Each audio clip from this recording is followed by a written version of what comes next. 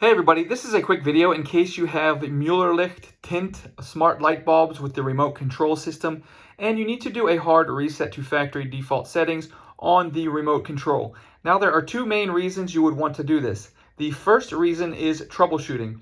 If the bulbs will no longer respond, are not connecting or are not responding to the remote control, or the remote control seems to be not working or not functioning, a hard reset can fix a lot of these issues. Just keep in mind, once you do this, you will need to repair all of the bulbs and everything because it will be reset to the factory default settings. And that brings us to the second reason you might want to do this is because you want to just get everything just cleared out and wiped out and start fresh. Maybe you're putting these bulbs in a new house or something like that, or you've got new bulbs.